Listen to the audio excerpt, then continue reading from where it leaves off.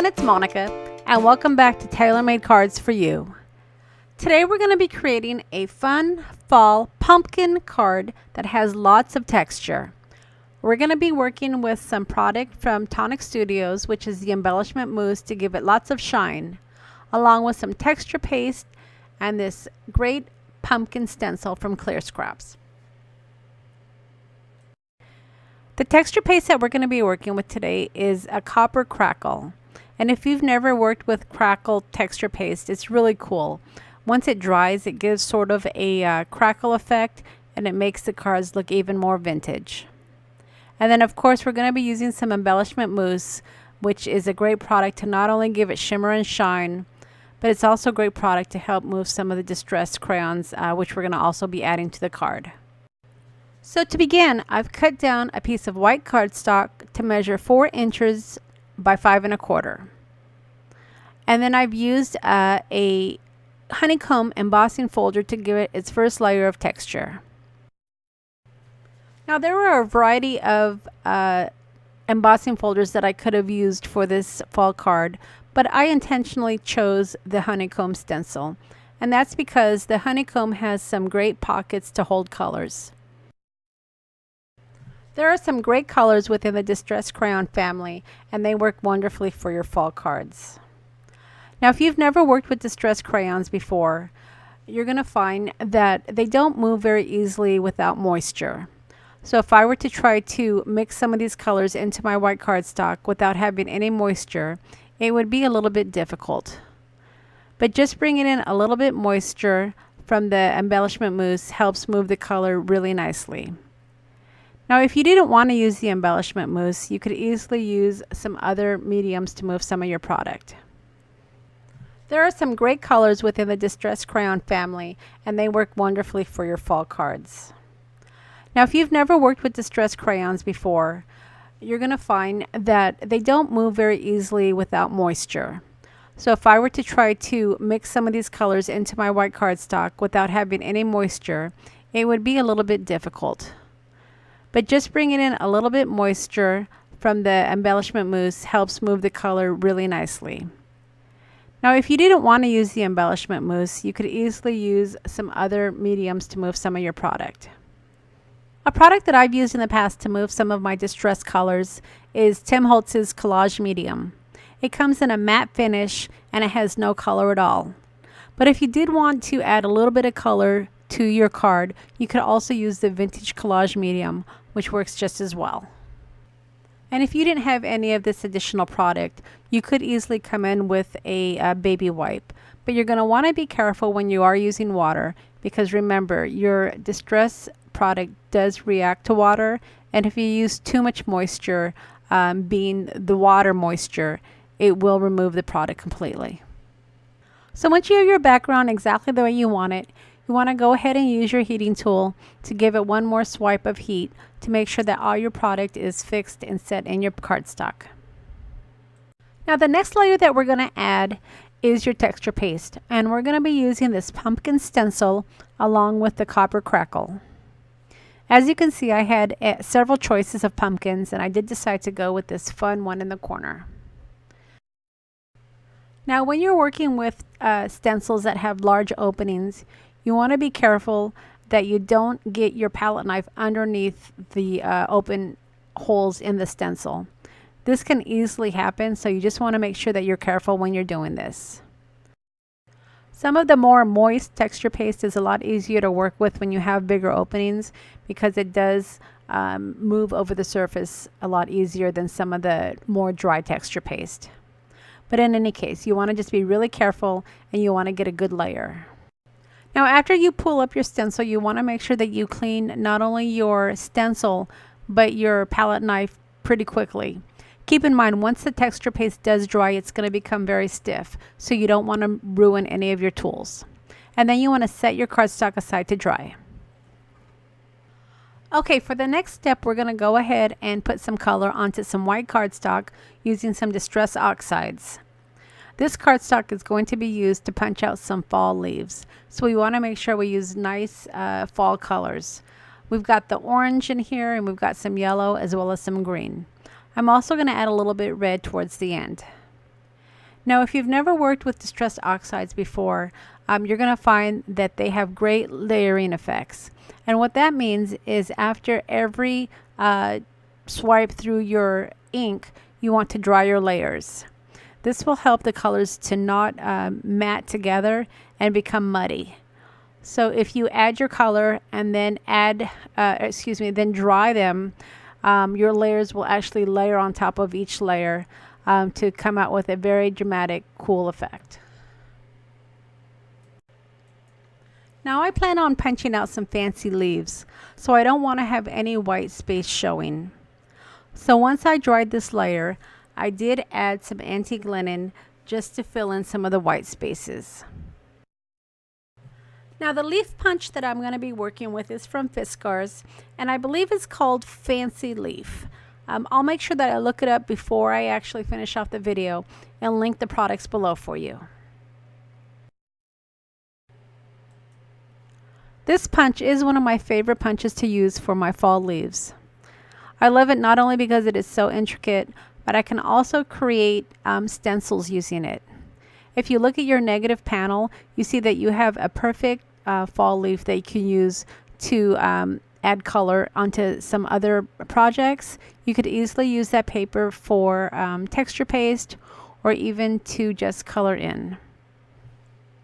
Typically when I'm working with die cuts or anything that I have punched out, I do like to finish off the edges.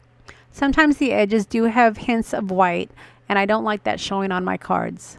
So this is easily accomplished by just using one of your distress crayons, or you could even use some distress paint if you like. Once I've added the color, I do typically smear it in with my fingers or with the cloth.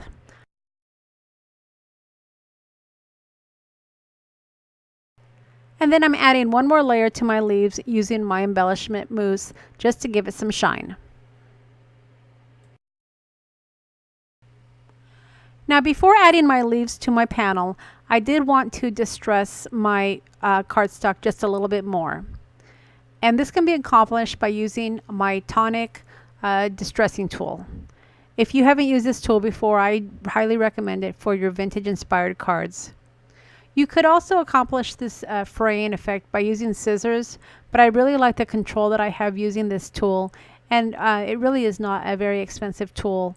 And it's something I use for a lot of my cards. So to me, it's been well worth the money. After I've frayed the edges, you'll find that some of the white cardstock is showing through. So again, I'm just coming back with one of my distress crayons to color up the edges and give it a more dramatic finish. Now to add a little bit more interest and color, I did add 2 pieces of washi tape.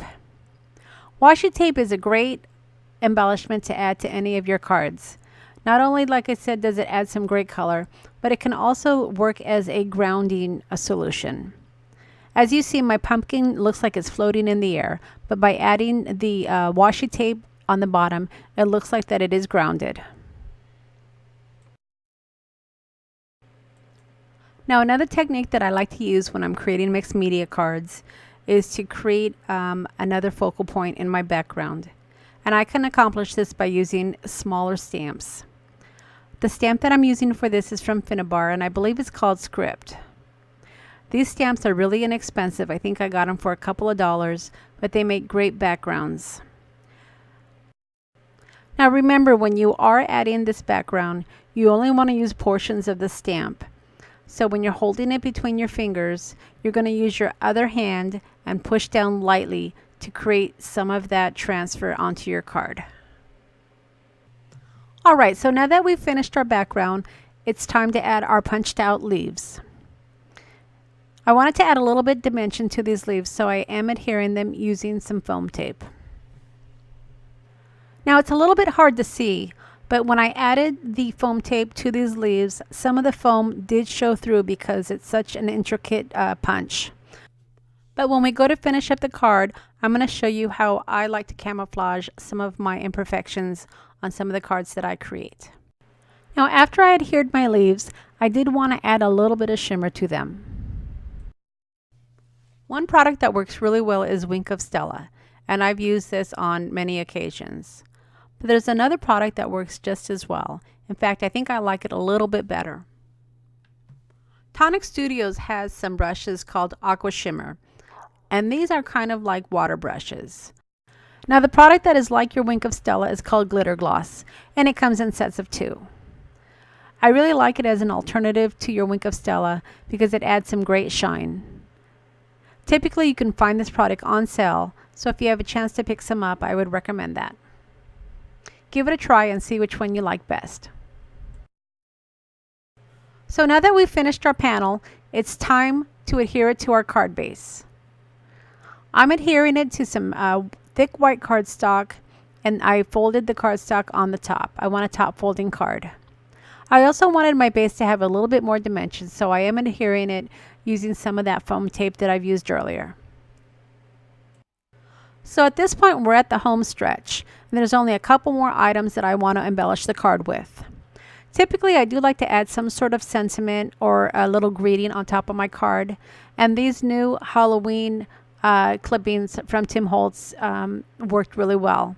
Since it is a fall card, I did want to go with something more fallish, and the sentiment that I chose to work with, it says the hollowed spot.